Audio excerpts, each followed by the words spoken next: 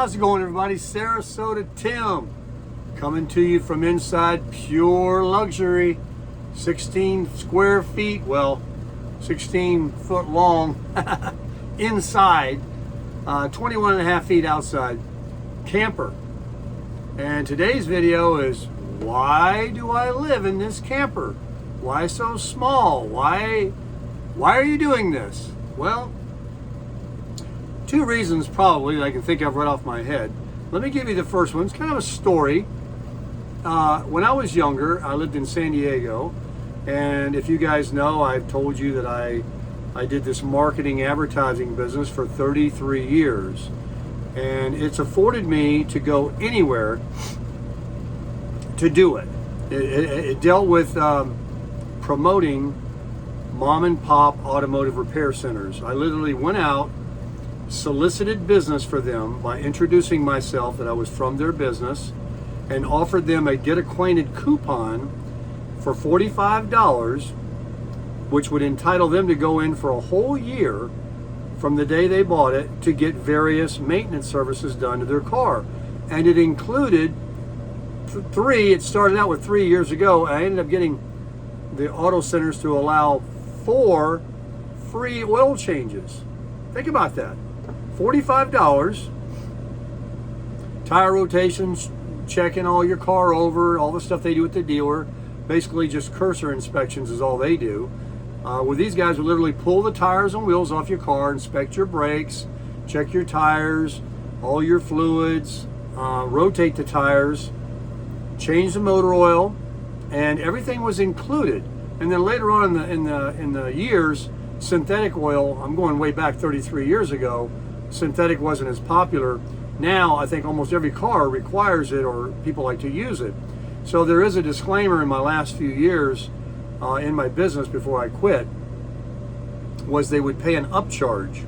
The upcharge was so small, it was still a deal. Everybody loved it. So anyway, this business afforded me to live really anywhere I wanted. So I've been kind of a traveling person my whole life, and I hear about places and I want to go there. So I leave Florida, where I was when I was a kid, went to school here at Lake Worth, and I went to San Diego. And that's where I met, a wife, and then I married another. I came back to Florida and married another woman, and we went back to San Diego together. I won't bore you with the story, but I've been back and forth from Florida to San Diego, California, and back and forth from Charlotte, North Carolina, where I also did my business, a few times. Yes, I spent more money with a Penske truck and a car tower or a car hauler. I had a Goldwing motorcycle and a second vehicle, and the Penske truck, and we would load up and move to Beverly. It was just something I could do, I wanted to do, and so I did it. And the family loved it. My then wife, she loved it, she supported it. She was not a career person. I supported all these women I've ever been involved with. I'm an old school guy. So anyway, about the camper. When I got to San Diego, I don't know, second, third, fourth time, whenever it was, this woman I was married to, we broke up. We broke up, went our own ways, and I've never had debt, folks. I've always paid cash. My business was very lucrative, and I bought things used. And I'll be honest with you. I'll be very honest with you. When I was really young, I made the mistake of getting in debt when I was really young. And I couldn't pay my credit card, and I got derogatory credit. And that stays with you for a long time. I used to make a joke that bad credit was the best thing ever happened to me, kept me out of debt. I got to tell you guys, a lot of my sayings, if you don't know Sarasota Tim by now, I have a sense of humor. I've always had it. I borrow things from movies, from other people. I'm an eclectic personality. if you haven't figured that out already. But I have people that will make comments in my videos when I will say something like, my Social Security, I'm getting free money. Do you not realize that I know I paid in to Social Security and it's not free money that I'm getting? I paid my Social Security tax just like you. So, people that take things so literally, it's like, lighten up. Have you ever heard of a sense of humor? Anyway, I used to say, yeah, I got bad credit. Best thing ever happened to me when I was a kid. Kept me out of debt. And really, it did prohibit me. I was wanting to buy a lot more installment time things, but I knew that I wouldn't qualify. But I also was a go-getter. I've always been a go-getter. And my business was extremely lucrative. So I made money. And when I broke up with this then wife, I bought a Class C motorhome. If you don't know what a Class C is, if you ever watch my videos, the coach that's right next door to me, Tim 1, it's the one that you drive, but it looks like a van in the front. It's not a Class A. You have a Class A, which is like the big enclosed, and then the Class B, that you can see it has like a van nose and a big camper over it. And then this is a camper you pull, tag along. So I bought it, I don't know, it was like a 1980 Class C, a Ford. And it was 25 feet long on the outside, I suppose. A little bigger than this one on the inside. It had a rear bath too, which is what I like about this one. It had that rear bath. And when this lady and I broke up and went our own ways, at the time when I lived in San Diego, what I enjoyed doing in California for recreation, because I've always been a outdoors kind of a person, and very active, what everyone does in San Diego, and I say that again with a sense of humor, but pretty much everybody, they go to the desert. They have a motorhome and a dune buggy, or a sand rail, we called it. And back in those days, the sand rails were a little chassis, a frame chassis, naked body, no body frames on it, no body panels, and it had a Volkswagen motor in the back. Now, as years progressed, the evolution of the desert toys became, $100,000 or more. But in those days, they were basically Volkswagen motors you could buy for $500, $1,000, and then a chassis. It had basically a brake pedal and clutch and shifter and just a frame with a roll bar and some lights on the top and a buggy whip. You've seen them. If you haven't, go on YouTube and check out Glamis, Glamis, or Ocotillo Wells. And those are the two areas that everybody in San Diego goes with their dune buggies. And when I had my camper, when I had my 25-foot Class C, I bought a sand rail. I didn't call it a dune buggy.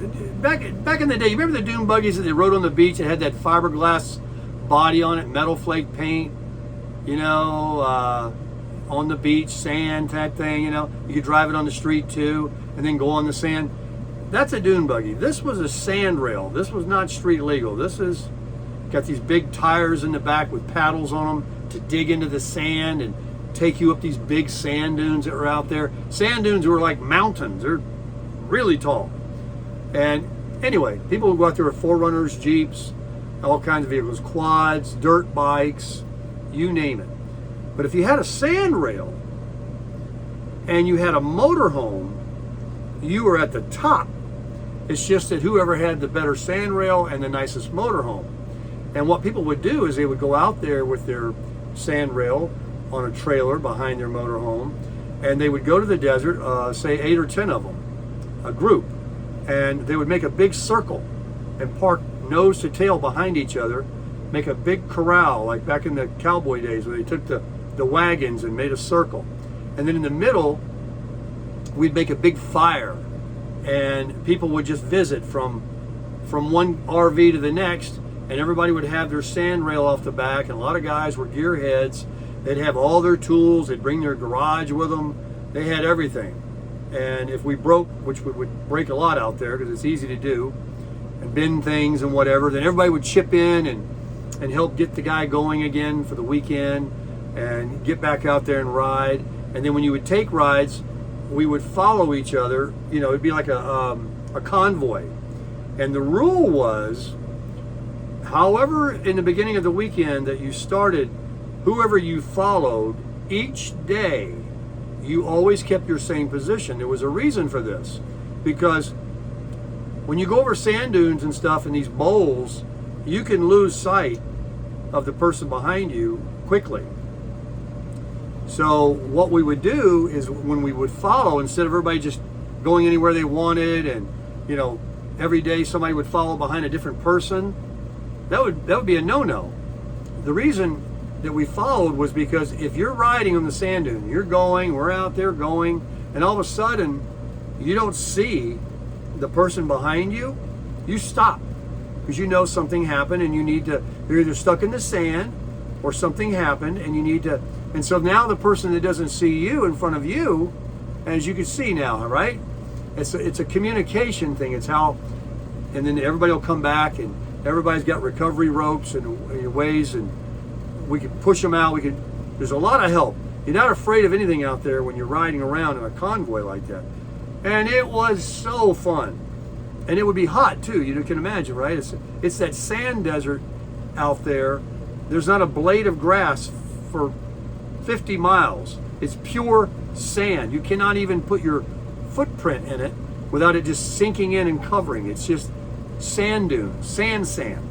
So anyway, I had this camper and I was selling my coupons, and I broke up with this last wife. And so I would make money 2 or 3 days a week. I told you it was very lucrative. And I would load up with my sand rail. I would load up with gasoline. I would buy steaks and hamburger. I drank at the time. I'd buy a bunch of booze or beer or rum, whatever I was drinking, vodka, whatever it was. I'd load up the camper, and I was buying this airplane fuel, and mixing it 50-50 with 93 octane at the gas station for my sand rail, and it loved it. Oh yeah, I had a nice one. And I would go out there. I had a generator, in the coach, and I could park and be completely. I bring my own water, the holding tanks in the RV, and I would have all the water I needed to take a shower. I had a generator and an awning that came out. I had my sand rail, and we could come out there at 3 o'clock in the morning, get on there. I had a 5-point Simpson harness seat belt like NASCAR guys use. So unlike people that have to don all this safety equipment to ride a dirt bike or a quad, so you don't get hurt, I could get in there with my flip-flops and a pair of shorts because I had this 5-point seatbelt. If I were to roll over, I would still be just held on inside my my seat. And it was one of those race car, what do they call those old Recaro race seats? It was bad to the bone. And it was like a red like my 4Runner. But anyway, you get out there at 3 o'clock in the morning and just jump in it. And you'd have these big fog lights, these big KC lights on the roll bar on top. They would put out super beams, and if it was a full moon weekend, you had really good light. And you'd go out there and climb these dunes, and you would know from riding around a lot during the day, kind of, what's on the other side. Some of them have what they call razorbacks. That means the dune goes up like this, and here was a cliff, nothing. And then other ones were like this because they were a bowl. So you would come over and kind of round into it.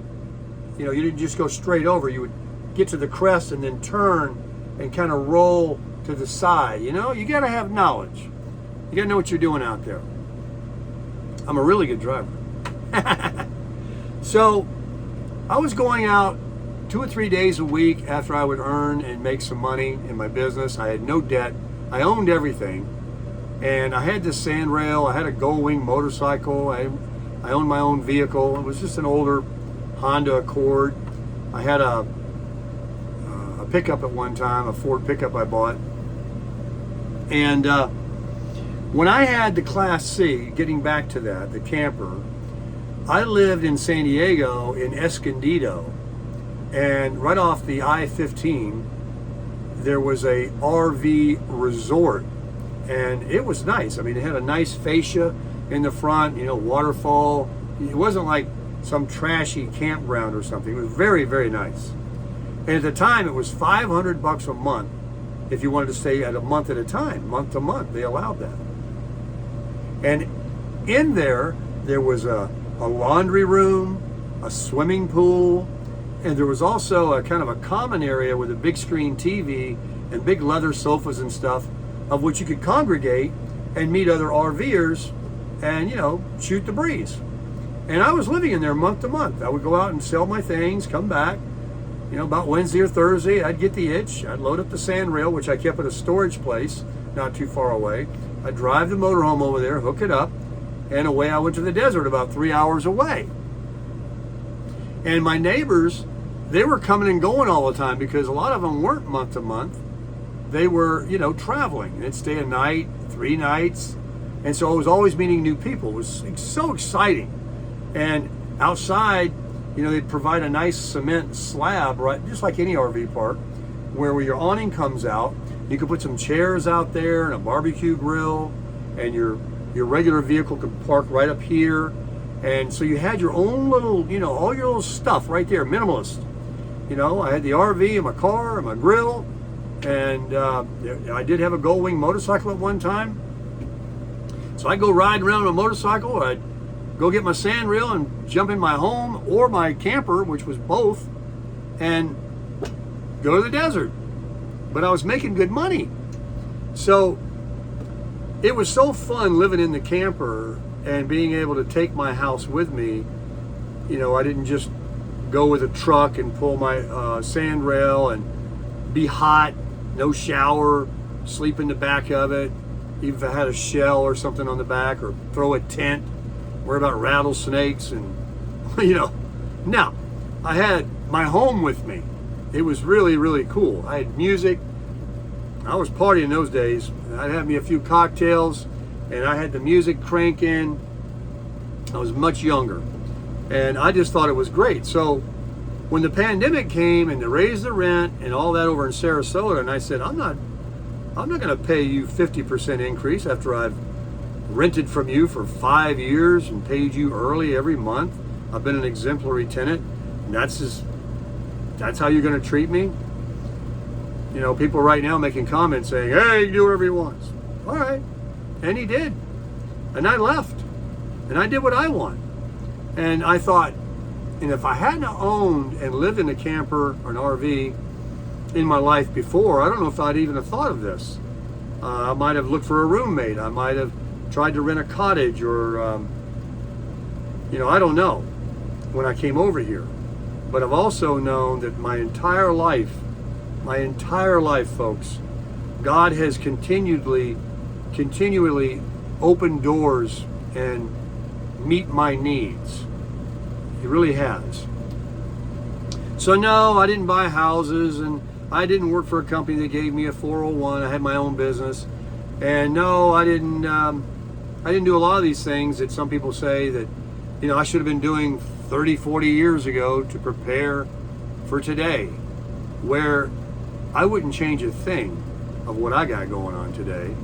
And I don't need maybe the money that you have, or you think you have, assets or value, which is only in theory, because if the market goes down and you don't take your money out, you're going to have anything. And I'm not saying that that's not a bad thing. I'm happy for you. I really am. And that's the mindset you took. Maybe that's what your parents did. But it just goes to show how different people just think differently and how they go through life. I've been more of one that's just wanted to enjoy life every day on the moment. I didn't want to commit to buying a home. I didn't want to commit to staying in one town for 30 years because I had this job that I wanted to put 30 years in to get a pension from. I started selling when I was a kid. That's just who I am. And these memories that I have, I made a video the other day about the old days. Those were the old days. I'm talking about the old days right now. This was this was the best, the most fun times. Another thing that I did that I said a minute ago, what people in San Diego did, if they didn't go to the desert, if they weren't into sand rails, and not everybody was. Everybody knows that San Diego has a beach. Well, there's this huge San Diego Bay area that's a kind of an inland off the ocean with water and pavilions and skateboarding and rollerblading, and there's just all of these beaches: Pacific Beach, Ocean Beach, Imperial Beach, La Jolla, Carlsbad, Encinitas, all these famous beaches up and down the coast in San Diego. And so I got into surfing, and there's always waves there. And although I was a longboarder, I wasn't a shortboarder. Those are guys that were really, you know, good, and they could get up on it like a skateboard, and they could shred and flip around. I was just more of a glider, you know. I had this big long board, like a 9.5 foot board. All the old guys did longboards. I was one of them. But man, was that fun, sitting out there with my wetsuit on because the water's freezing, waiting on a set, talking with these other guys, paddling into one, getting up, riding that wave. Oh, do I miss that?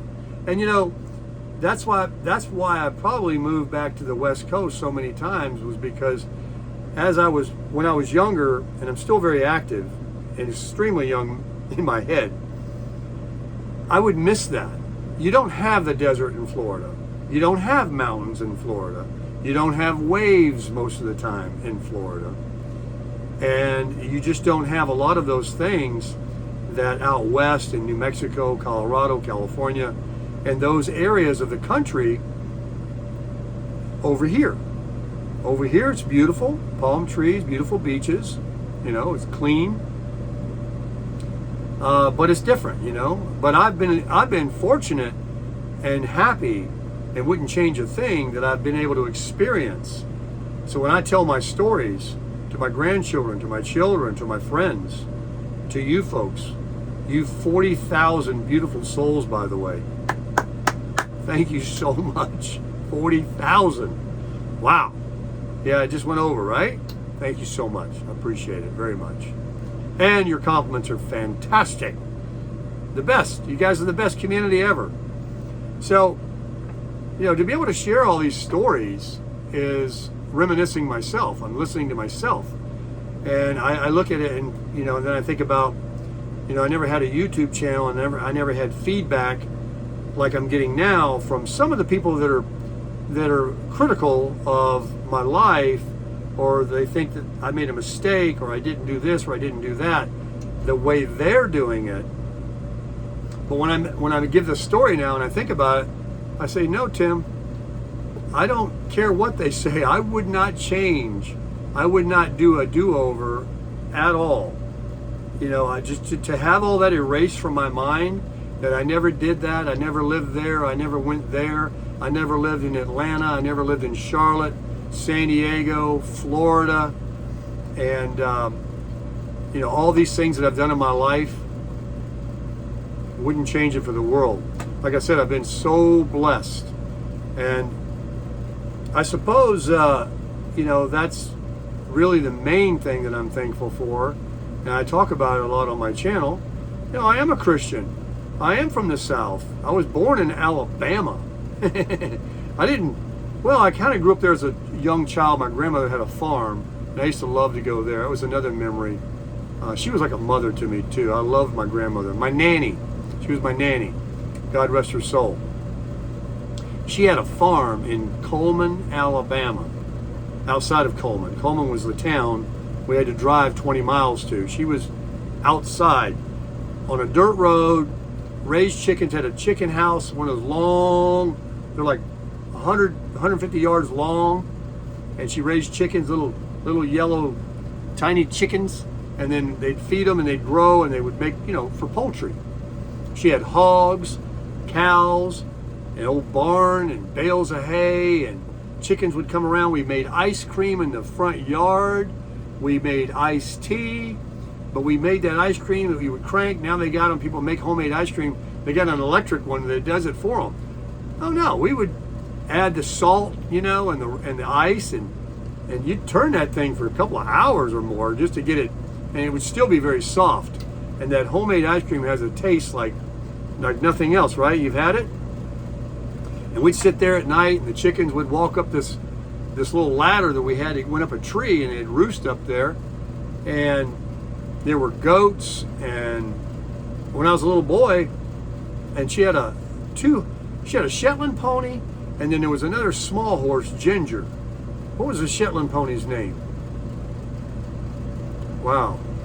I remember Ginger. And we didn't have a saddle. We always rode her bareback. And I learned to ride a horse. She threw me a few times. My first time I learned how to ride a bicycle was at my nanny's farm. And you know what a buzzard is? A vulture? Well, they used to, a lot of livestock and, vultures, they're everywhere, but they were up there.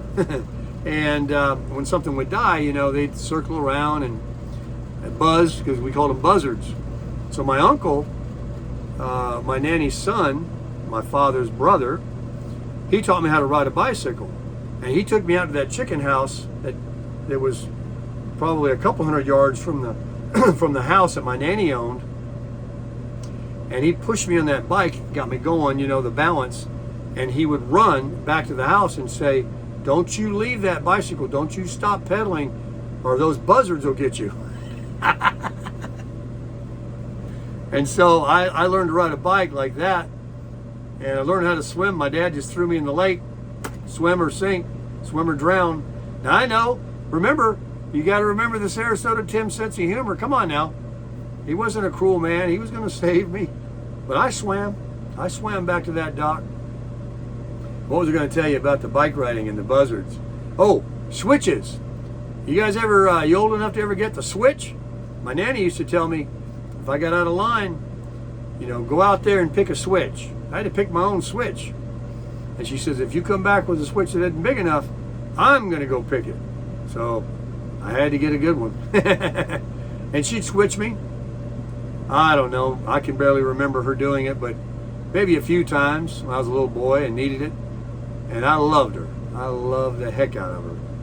But anyway, back to the story. Why I got a camper. So if it wasn't for the fact that I lived in one and had such a good time, and then I started watching some YouTube videos here just a few years ago. There was a guy, there's a lot of RV people that started doing RVing during the pandemic, becoming nomads, living in vans, the van life,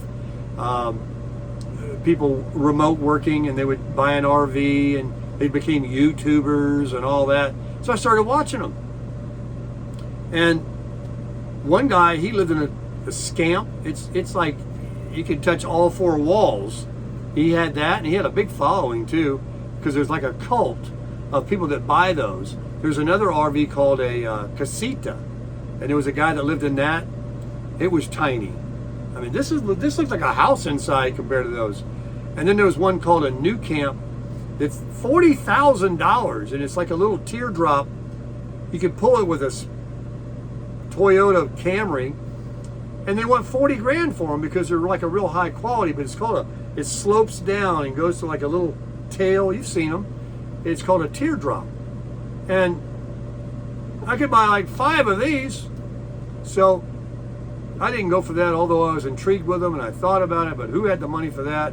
I wasn't going to get involved with no 7, 8, 10-year payment plan for one. And I just wanted to find a way. And, my friend I've known here forever, offered me, a place to stay. It's temporary, until I got going. And so he owns the property here, and so here I am. But if I didn't know anything about RVing, if I didn't have already had one and lived in it from the divorce that I shared with you I had in California, then who knows if I'd even have thought of it. But again, it was a godsend. It was just something that repeated itself in my life. I'm enjoying it, although I'm not pulling it to the desert every weekend. I don't have a sand rail now. I'm going to Publix instead, passing out samples, doing demos. I'm getting Social Security though. Free money. I'm getting my free money. and I'm supplementing it, and I'm making YouTube videos, and it's just fun. It's a different thing I'm doing now, but I'm enjoying it. And is it my last home? Please, no. It probably wouldn't even last as long as I'm going to last. These things are held together with staples and screws, so it's not like a real home. But I do believe, as I've talked about in other videos, and I'm going to make some more videos and to share my expertise, because I'm going to glean information that I can share with you, do the work for you of what I believe, and it's just my opinion, but what I hear from other people and read and study of the coming changes and the correction that we're going to have in our economy. It's going to afford the next phase of your life, my life, to buy your first home, maybe get you an RV, maybe whatever. You're going to move from one state to another. Maybe it's going to be more affordable to come to Florida now when things change. And things are going to change.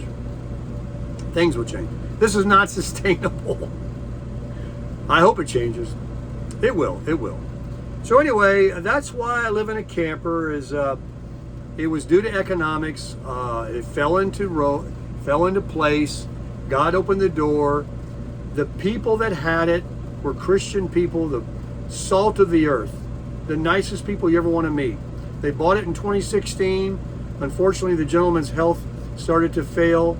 He couldn't tow it and operate it and do things. It sat for a long time, and rather than just biodegrading under the cover that it was, there were dirt daubers that had filled in my hot water area and up in the air conditioning on the roof, but not too bad, that I discovered after I brought it here to Florida and turned some things on. Water was coming down, not because it was leaking, but because the drain thing up there had dirt dauber. You know what a dirt dauber is? They make these little clay, they're like a wasp looking thing, and they build out of mud a nest. So they had it for several years just sitting there, and I think the son of the mother said, maybe you should just sell it. And they put an ad in the paper, and let me tell you something. Nobody, I don't say this mean, nobody was going to go there. They lived, I drove all the way from Florida. Maybe somebody would have went, but nobody did. I got it up there in North Carolina. But when you finally got close to them, my GPS said, all right, go this way 10 miles. And when I finally got there, it said, then turn right, go 20 miles. And then when I finally got there, it said, go 8 miles. It just kept getting me further and further out in God's country where they lived in North Carolina. And I went up there without knowing that my truck was going to pull it. It was on the blind. I bought a trailer hitch. I hadn't seen it yet. They held it for me, and I took money with me, and I brought it back. And now, I don't owe it a thing because I've lived in it for almost a year and a half now. So if you're asking me about someone like in some of the comments about a guy living in a camper, where you're renting or even own, and you're paying those property taxes and insurance that are just coming right out of those profits that you've been enjoying in your appreciation. You don't get your property tax and that expensive homeowners insurance we have here in Florida. You don't get that back. I'm living in my $11,000 house, and it's paid for itself. So anything I get back for it is pure profit because it's more than paid for itself. So I'm ahead of the game, and I've got a plan. I love Tammy. Tammy loves Sarasota Tim. I'm glad you guys love Tammy too, and I'm glad you love me. And we both love you guys. And we're gonna be doing something soon that we're gonna share with you guys. It will be some new, exciting things for you to watch and see and do. And we look forward to that. It's coming very soon. And in the meantime, The only thing I know is crush it.